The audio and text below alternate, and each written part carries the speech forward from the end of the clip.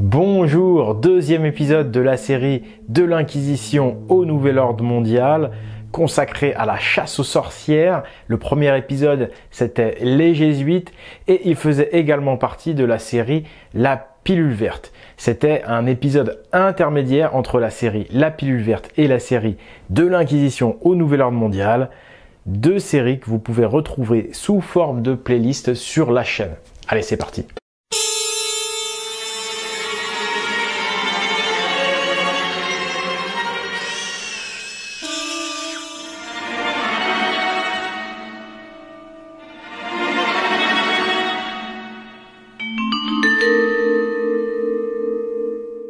Alors les amis, pour entamer cette partie sur la chasse aux sorcières, je vais donner la parole à l'opposition, aux catholiques. Et oui, vous avez remarqué comme je suis beau joueur, comme je suis pas rancunier.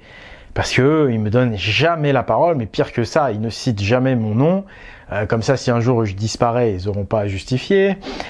Et puis, surtout, ils me calomnient sans arrêt. C'est-à-dire qu'en silence, dans les couloirs, dans les coulisses, ils disent à tous les médias dits alternatifs, ne l'invitez pas, ne l'invitez pas.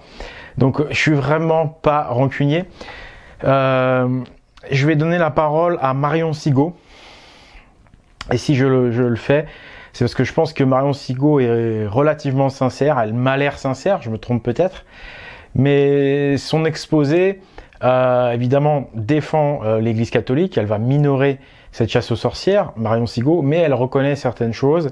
Et surtout, elle est honnête parce qu'elle nous met devant nous des faits qui, pour elle, paraissent exagérés parce qu'elle est influencée par les catholiques, mais qui, en fait, pour nous, vous allez voir, vous paraître pas du tout exagérés et clairs. Parce que nous, on a la version véritable de l'histoire avec tous les éléments odiniques, druidiques, vikings, templiers bien compris.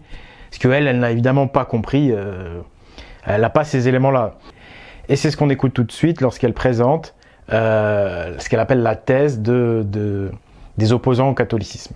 C'est Jules Michelet qui a fait en 1862, c'est-à-dire que ça commence à remonter un petit peu loin, ça fait maintenant un siècle et demi. Jules Michelet nous a écrit un livre qui s'appelle La sorcière, dans lequel il explique ce qu'était la sorcière de la chasse aux sorcières, une femme paysanne, victime, opposante et opprimée. C'est-à-dire que ce que Michelet nous raconte, c'est que la sorcellerie, ou plutôt ce que les autorités ecclésiastiques ont déterminé comme de la sorcellerie, n'était que la protestation des serfs contre l'ordre social qui les opprimait. Les fameuses réunions secrètes, les sabbats dont je vous parle, Michelet a une explication. Il dit « Ces réunions secrètes avaient lieu, et voici l'explication. C'était des danses païennes avec farce satirique dirigées contre le seigneur et le prêtre. La fameuse messe noire n'aurait été que des fêtes païennes, non pas expiatoires, mais disons cathartiques de la haine contre l'oppresseur qui est bien évidemment le prêtre, puis c'est Michelet, et le seigneur. Et il définit qui était la sorcière, à qui il a donné le titre de son livre. Il la voit comme une femme d'une trentaine d'années, donc il fait une espèce de portrait synthétique, la figure de Médée, la beauté des douleurs, l'œil profond, tragique et fiévreux, avec de grands flots de serpents descendant au hasard. Je parle d'un torrent de noirs, d'indomptables cheveux, comme si les paysannes françaises ne pouvaient pas également être blondes. Peut-être par-dessus la couronne de verveine, le lierre des tombes, les violettes de la mort. Voilà la description de la sorcière, telle que le grand Michelet nous l'a fait. Il voit qui était Satan dans ce genre de messe. C'était le grand cerf révolté. Le cerf, vous savez que c'était le paysan battu à coups de bâton par un horrible seigneur qui passait au grand galop à travers ses champs. Et ce grand cerf est révolté. Comme il ne peut pas se révolter à l'extérieur, il se révolte en messe noire, en pseudo-messe noire. Et il se rebelle contre Dieu, et il se rebelle contre le Seigneur. Voilà. Or, nous dit Michelet, ces fêtes païennes étaient en fait une espèce de culte à la fertilité qui dénonçait les abus du pouvoir en place. C'est-à-dire qu'en même temps que ces fêtes dénoncer les abus du prêtre et du seigneur, ces messes noires en appelaient, ces pseudo-messes noires en appelaient à un culte de la fertilité, à une espèce de dieu qui fait germer les plantes et qu'on va invoquer pour que la récolte, pour que la moisson soit bonne. Voilà. Donc ça, c'est la théorie de Jules Michelet en 1862 qui donne une vision de la sorcière qui a tellement fait école que je me suis amusée, à partir du moment où j'ai fait cette recherche, à interroger des jeunes pour savoir ce que c'était pour une sorcière. Tous m'ont dit c'est une femme révoltée, c'est une paysanne révoltée. Voilà. C'est-à-dire que pour les jeunes que j'ai interrogés, en grande partie, ils m'ont dit on a accusé de sorcellerie simplement des femmes qui voulaient remettre en question l'ordre social qui les opprimait. Donc on les a brûlées pour ça. Madame Margaret Murray, qui était une Anglaise, elle est née en 1863 et elle est morte bon pied bon oeil 100 ans plus tard, en 1963. Cette Margaret Murray était une anthropologue. Et une anthropologue qui a étudié les sociétés de sorciers. Et elle explique que les sociétés de sorciers vouaient un culte voulaient pratiquer une spiritualité qui avait échappé au christianisme et que le christianisme a découvert et a pourchassé en tant que tel. Alors voilà, la chasse aux sorcières, c'est une stratégie de guerre contre la population paysanne. On est au XVIIe siècle dans un monde principalement paysan, où 75% de la population encore est paysan, et où ils sont opprimés, ils sont des serfs. Voilà. Et là, on voit qu'il y a derrière, il y a des militaires, puisque c'est pensé comme une guerre. Il faut lire l'art de la guerre. La première chose, c'est d'essayer de faire la guerre à son ennemi sans lui déclarer, de manière invisible, ou en tous les cas, jamais déclarer objectivement la guerre pour être le plus efficace possible. Trouver un prétexte, faire une mise en scène pour faire une guerre, mais au nom du bien. Voilà, donc le concept de sorcière lui-même a été inventé par l'Église catholique. Là, je pourrais citer ce livre qui nous le dit bien. C'est vraiment un concept inventé pour chasser en fait ceux qui représentent et qui défendent les intérêts de la paysannerie. Donc les sorcières en fait, c'est les élites intellectuelles du monde paysan. Donc c'est des druides, des druidesses, des alwines, réfugiés bien sûr dans la clandestinité des campagnes. Et donc ils sont liés également à la religion traditionnelle pré-chrétienne, qui est la religion gallo-viking ou druido-odinique, caractérisée par les cathédrales gothiques, etc.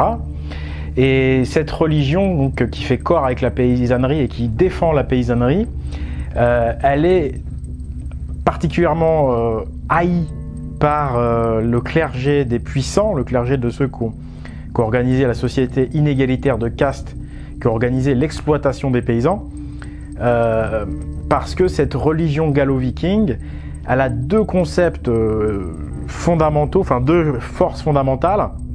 La première, c'est l'assemblée démocratique. En fait, le concept d'assemblée locale, de démocratie locale, est intimement lié à cette religion.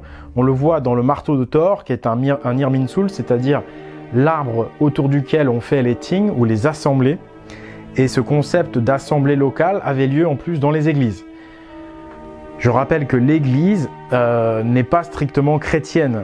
Le concept d'église est également païen. Église, en fait, c'est même carrément païen au départ, puisque je vous rappelle que le mot église vient du grec ecclesia, qui veut dire assemblée. Donc, les églises, ecclesia, ça veut dire assemblée. Ce sont des endroits, à la base, c'était des endroits pour appliquer une justice terrestre, donc la justice tout court, hein, plutôt que d'attendre le jugement dernier. Appliquer la justice, une assemblée, permettre aux populations locales de délibérer. Donc la religion druido-odinique est vraiment liée à la démocratie locale. Première raison pour laquelle la religion des puissants, des géants, à savoir le judéo-christianisme, déteste et veut éradiquer cette religion. Deuxième point fondamental à cette religion, et qui explique pourquoi on parle plus de sorcières que de sorciers, c'est que ces prêtres de cette ancienne religion dite arienne possédaient le secret des plantes, possédaient les secrets de la médecine, la fameuse médecine des druides. Et ça permettait, c'était extrêmement puissant. Aujourd'hui, on a complètement perdu cette médecine, mais c'était vraiment une médecine hyper puissante à base de plantes.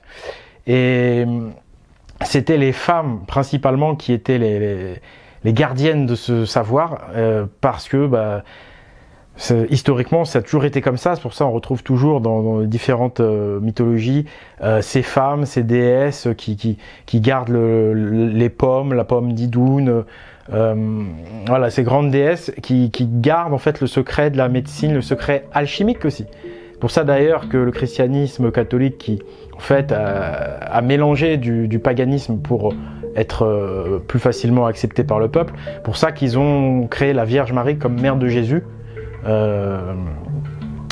Après, bien après en fait le concept de christianisme de base, parce qu'en fait c'est les femmes qui avaient le secret et qui instruisaient les grands prêtres.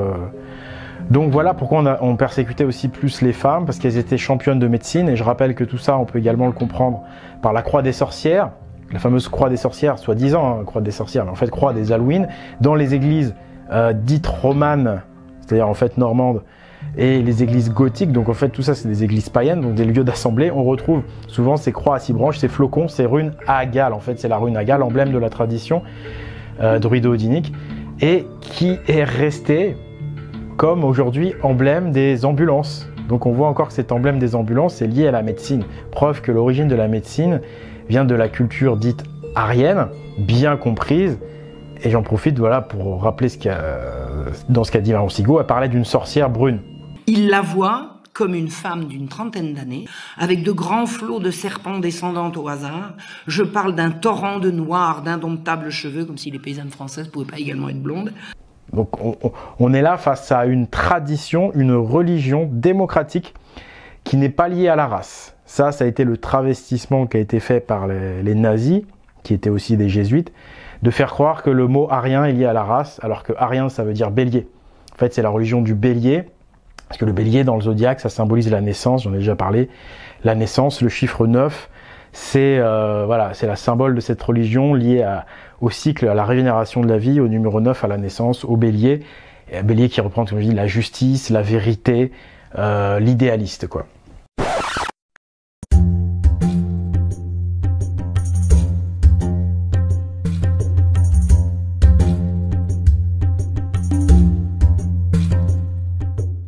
Alors voici une autre façon de dire tout cela. La sorcellerie se développe en Normandie au Moyen-Âge et connaît son apogée au XVIIe siècle. Les premières légendes rendaient le diable relativement sympathique tout en aidant l'Église catholique à s'implanter. L'apparition de l'Inquisition change tout. Désormais, la sorcellerie est une hérésie, les affaires se multiplient et les Normands sont envoyés au bûcher. En fait, il suffit de traduire le mot diable par religion païenne, par Odin, par païen, et où on obtient le vrai sens en fait de tout cela. Les premières légendes rendaient la religion païenne sympathique car l'Église catholique s'en est servie pour s'implanter. On pourrait dire l'Église catholique s'est servie de l'Église druido-odinique pour s'implanter. L'apparition de l'Inquisition change tout. Donc une fois que l'Église de Rome a eu suffisamment de pouvoir, elle a exterminé la religion gallo-viking, qu'elle a renommée sorcellerie, pour en fait mettre à genoux la classe paysanne et pour enlever l'âme de ce peuple, en lui enlevant ses dieux et sa tradition, en lui enlevant la religion gallo-viking, renommée païenne ou renommée sorcellerie. À l'origine, la grande chasse aux sorcières touche la paysannerie. 1 million de sorcières ont été brûlées au Moyen-Âge par l'Inquisition. Il y a 4 contre-vérités. Ce n'était pas 1 million, ce n'était pas que des sorcières, ça n'a pas été pendant le Moyen-Âge et définitivement pas par l'Inquisition. C'est-à-dire que durant le Moyen-Âge, l'Inquisition n'a pas brûlé de sorcières. Alors là, je suis d'accord avec le fait qu'au Moyen-Âge, l'Inquisition a été beaucoup moins violente, même si il y a quand même eu des bûchers d'allumés au Moyen-Âge, elle l'exagère. Il y a quand même eu les Templiers qui en sont quand même une sacrée preuve. Mais c'est vrai que le plus gros de l'Inquisition, c'est vraiment, et de très loin, le XVIIe siècle, donc après le Moyen-Âge. C'est vraiment là que ça a été le plus terrible. Le Moyen-Âge, il y avait encore la tradition druido-odinique qui existait. Même si l'Inquisition était là, c'était pas partout pareil. Il y avait des gouvernements locaux, c'était pas les mêmes lois partout. Et c'est vraiment à partir du XVIIe que là, ça va vraiment être horrible, que ça va vraiment 95% peut-être des bûchers. Effectivement, ce sera au XVIIe où là, c'est une hécatombe. Parce que, comme j'ai déjà montré, on pratiquait des cultes odiniques à Chartres jusqu'en 1600 dans la cathédrale de manière officielle. Donc l'éradication de la religion gallo-viking, c'est ce fameux XVIIe siècle. Et donc je suis d'accord, c'est bel et bien à partir du XVIIe qu'il y a eu l'immense majorité des bûchers.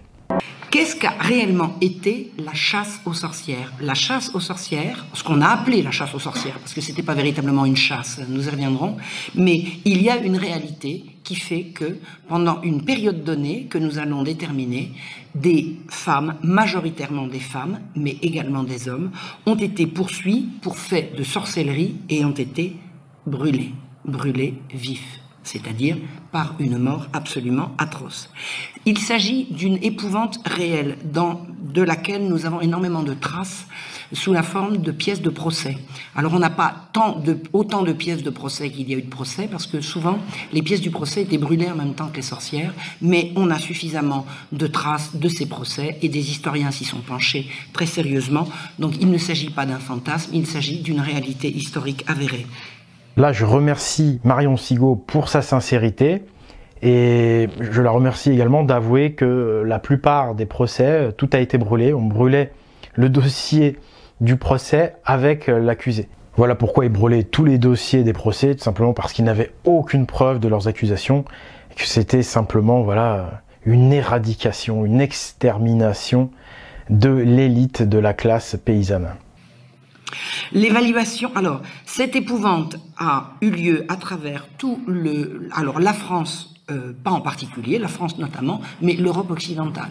C'est-à-dire que c'est un phénomène qui a touché la France, l'Allemagne, la Suisse, jusqu'en Scandinavie, enfin, c'est un phénomène qui a touché l'Europe occidentale.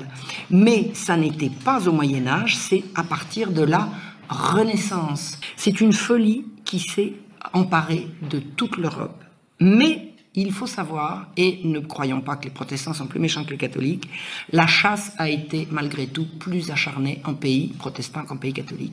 Alors vous voyez que cette chasse aux sorcières a eu lieu dans tout l'Occident. On voit qu'en fait c'est une éradication religieuse, c'est tout l'Occident chrétien qui devient exclusivement chrétien et qui va exterminer les élites du peuple, il va exterminer les élites paysannes de culture dite aryenne.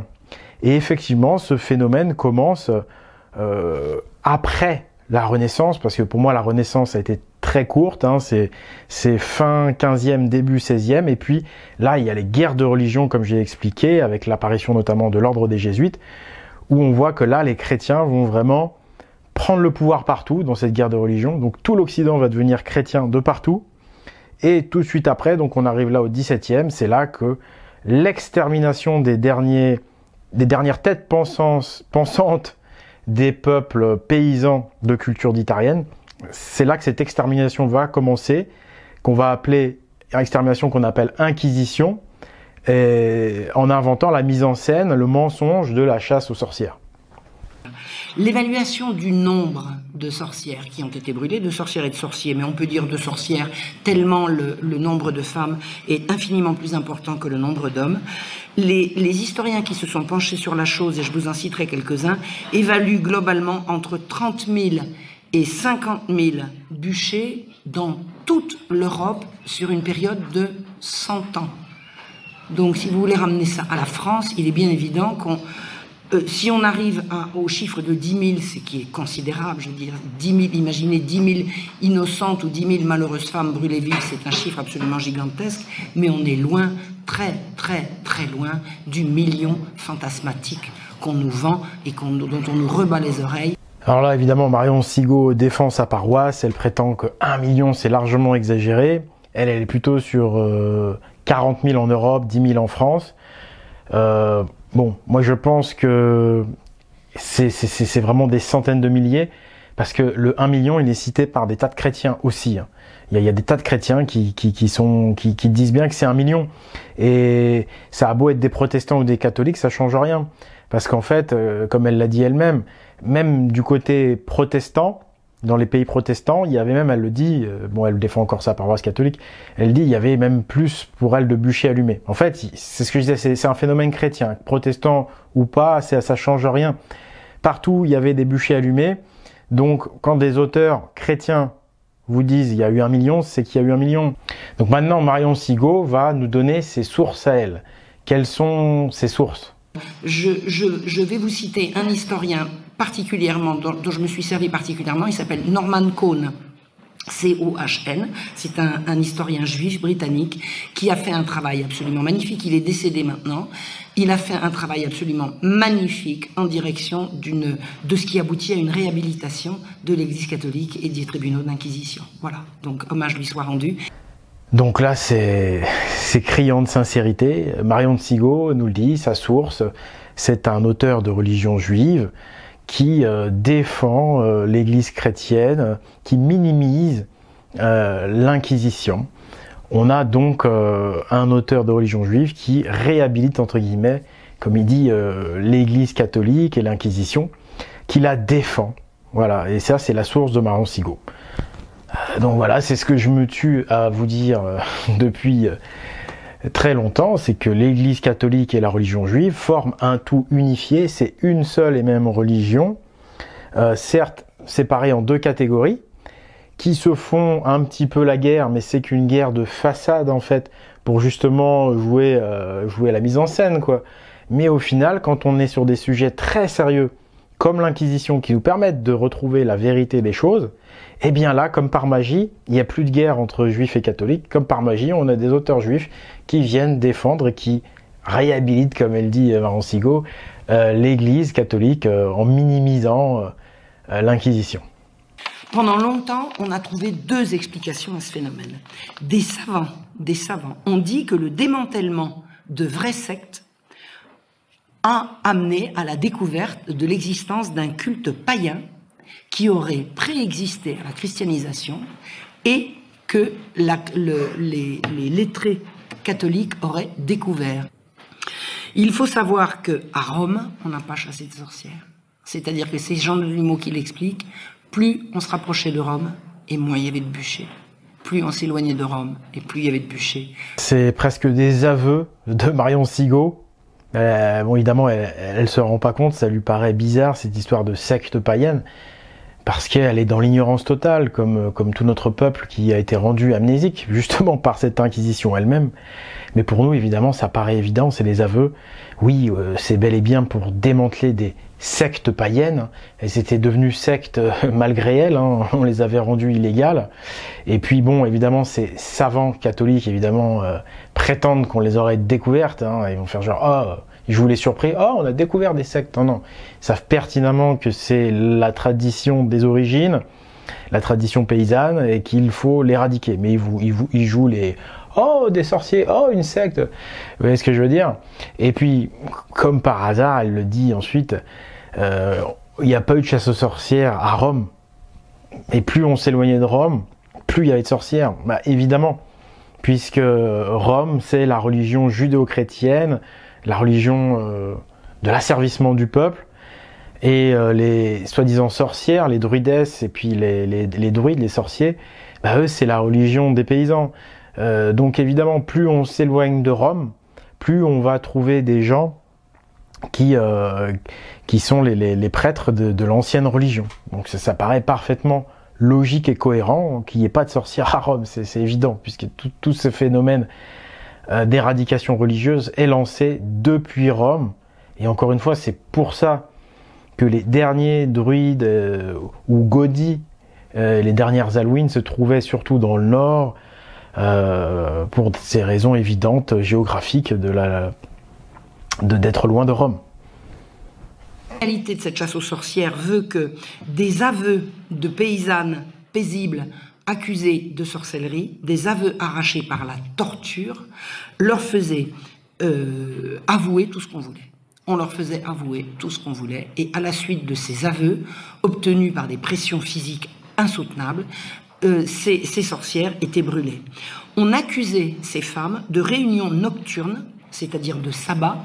Alors sabbat, c'est un mot hébreu qui signifie samedi. Les juifs ne sont pas en cause dans ces affaires-là. Il s'agit de sabbat, c'est effectivement le mot tiré de l'hébreu, mais il ne s'agit pas d'affaires qui touchent des juifs, ni de près ni de loin. Nous parlons ici d'autre chose. Cela dit, le mot sabbat est un mot qui vient de l'hébreu.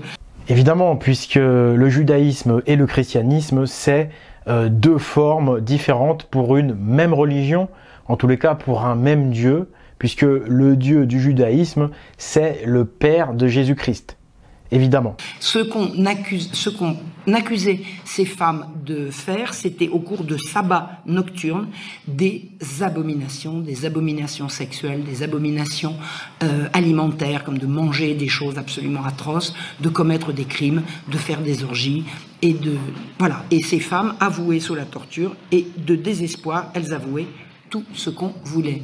Il est de fait également que des femmes ont pu reconnaître des pratiques de type magique et de type de sorcellerie. Ces femmes ont pu faire des aveux spontanés, c'est-à-dire se vanter de pratiques de sorcellerie. Et ces femmes ont été accusées et exécutées pour ça. Chaque aveu attirer d'autres aveux. C'est pour ça que je vous disais tout à l'heure, on ne peut pas appeler véritablement ce phénomène une chasse aux sorcières, dans ce sens que ce n'étaient pas des juges qui battaient la campagne à la recherche de sorcières, ce qui aurait permis d'appeler ça une chasse, mais c'était des processus de dénonciation en chaîne qui faisait qu'une dénonciation appelait une autre dénonciation, qui entraînait une autre dénonciation, ce qui n'est pas tout à fait la même chose qu'une chasse, si vous voyez ce que je veux dire. Mais de toute façon, ça a été un phénomène de masse qui a semé la terreur au Royaume de France, puisque c'est le Royaume de France qui nous concerne ici. Je vous dis, là, les affaires de Loudun, Louviers ou Aix-en-Provence, il s'agit de trois villes importantes, dans lesquelles des affaires de sorcellerie ont éclaté et dans lesquelles, incidemment, je vous le signale au passage, des prêtres ont été reconnus coupables et exécutés, et non plus des femmes, des sorcières. Mais ça relevait exactement du même processus, du même type de juridiction, du même type d'affaires. Voilà. Nouvel aveu, j'ai envie de dire. On voit bien que chasse aux sorcières, c'est un paravent, c'est un prétexte. En fait, il y avait également des hommes qui étaient tout simplement les derniers prêtres de l'élite du peuple, les derniers druides, les derniers godis de la religion très démocratique, beaucoup trop démocratique pour les judéo-chrétiens, de la religion druido-odinique. On a pu brûler jusqu'à 400 personnes à la fois. C'est une horreur. Il s'agissait d'une spirale de folie absolument impossible à arrêter. C'est comme si la folie s'était collectivement emparée des gens. Mais une folie absolument spécifique qui avait comme caractéristique que vous pouviez brûler 400 personnes ici et à 50 km de là, il ne se passait rien. C'est-à-dire que l'explication du phénomène est extrêmement difficile à cerner. Alors là, excellent. Merci Marion Sigaud. Je vais essayer de t'aider à comprendre. C'est-à-dire que l'explication du phénomène est extrêmement difficile à cerner. Effectivement, là, toi, ta thèse, c'est la folie collective. Et donc là, tu te retrouves avec 400 personnes brûlées sur un bûcher à un endroit et 0 à 50 km. Et là, ta théorie de la folie, elle marche plus. Tu trouves ça bizarre, effectivement. En fait, c'est encore une fois, tout s'explique par la vérité, à savoir que c'est une chasse aux derniers connaisseurs, aux derniers prêtres druido-odiniques. Et donc, il y avait des régions où il y en avait, et puis il y avait des régions où il n'y en avait aucun, parce que c'était des régions judéo-chrétiennes depuis déjà très longtemps, donc il n'y avait pas lieu de brûler personne, puisqu'il n'y avait aucun prêtre druido-odinique.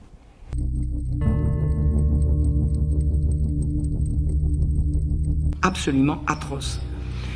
Les histoires atroces, je vous raconterai évidemment pas les tourments qu'on faisait subir aux gens qu'on arrêtait pour les faire avouer, mais je peux vous donner des exemples de cette folie qui nous semble vraiment venue d'un autre âge. On raconte que qu'une sorcière a été brûlée sur la dénonciation de ces 2 enfants à qui on a dit que s'ils disaient que maman avait fait ça, ils auraient enfin à manger. Rendez-vous compte.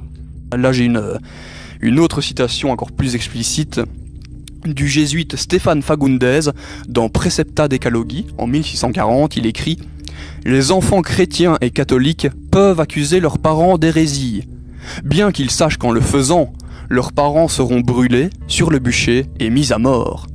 Et non seulement peuvent-ils leur refuser la nourriture, s'ils cherchent à les détourner de la foi catholique, mais ils peuvent légalement les tuer. » Voilà la morale jésuite exposée. Ces méthodes du tribunal d'inquisition, la torture, les bûchers. En fait, la torture, c'est la base. Tout le monde était torturé et le bûcher, c'était l'une des finalités, c'était la finalité la pire. En fait, il faut savoir que seulement 7% des gens incriminés devant le tribunal inquisiteur, seulement 7% finissaient brûlés sur un bûcher. Donc ce qui veut dire que si on prend 1 million de brûlés sur un bûcher sur un siècle en Occident, ça fait 14 millions. Bien dit 14 millions d'Occidentaux incriminés par le tribunal inquisiteur en un siècle. Sur ces 14 millions, vous avez 1 million de brûlés sur un bûcher et vous avez plusieurs millions qui vont être emprisonnés à vie et vous avez d'autres millions qui vont être la peine la moindre, c'est faire un chemin de croix. Mais bon, je rappelle que sur ces 14 millions, tous sont passés par la case torture à vie. Torture à vie, torture à mort, quoi. C'est des souffrances incroyables. Même si on les tuait pas, on les torturait comme elle l'avoue Marion Sigaud jusqu'à ce qu'ils fassent des aveux. Donc c'est vraiment, c'est grotesque, c'est incroyable. Évidemment qu'ils souffraient tellement, ils finissaient par avouer tout et n'importe quoi de ce qu'on leur accusait. Et puis on voulait surtout des aveux parce qu'ils voulaient trouver vraiment un maximum de prêtres et de druidesses. Ils voulaient remonter le réseau, quoi, retrouver le réseau. Donc ils voulaient des noms et ils voulaient aussi des connaissances. Ils voulaient faire parler, en fait. Le but de ces tortures, c'était de faire parler.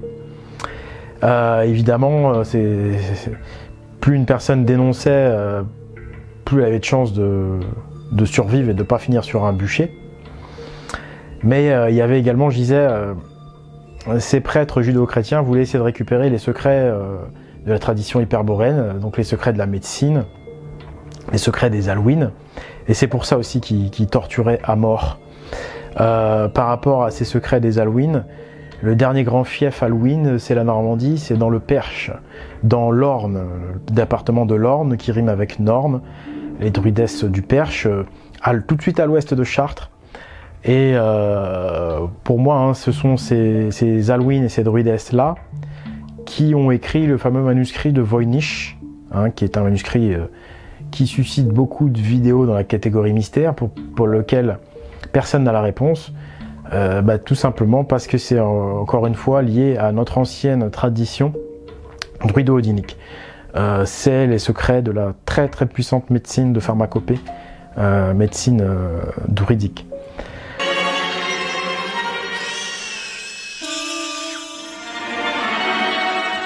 Ensuite, le pourquoi du bûcher.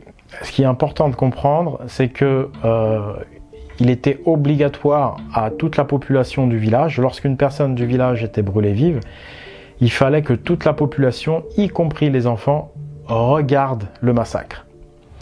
De manière à semer la terreur dans la population et de manière à faire en sorte que, comme il y avait beaucoup de dénonciations, que les gens aient peur de se faire dénoncer par leurs voisins. Donc en fait, les gens n'osaient plus parler de trop, jamais à cœur ouvert, parce qu'ils avaient peur de se faire dénoncer. C'est vraiment l'enfer sur Terre. Tout le monde avait peur de ses voisins, c'était en mode communiste bolchevique, c'est ce que je disais, mais là encore pire, peut-être. Tout le monde a peur de se faire dénoncer, le voisin est un ennemi potentiel, c'était vraiment un enfer sur Terre. Et ensuite, la seconde raison pour laquelle on forçait notamment les enfants à regarder, c'était pour les traumatiser. Parce que quand vous voyez quelque chose d'aussi horrible, eh bien, l'esprit ne résiste pas. Et pour se défendre, il est obligé de faire ce qu'on appelle un format.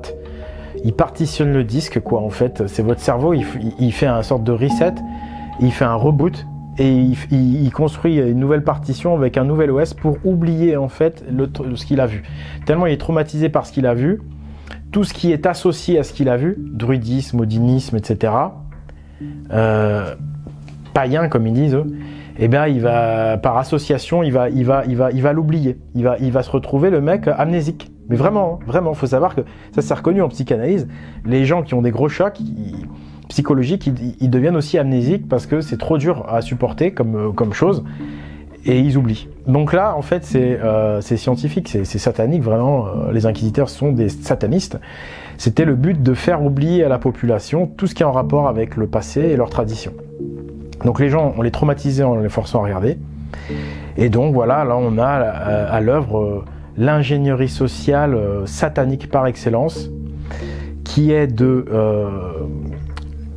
laver le cerveau de toute une population, de martyriser tout un peuple.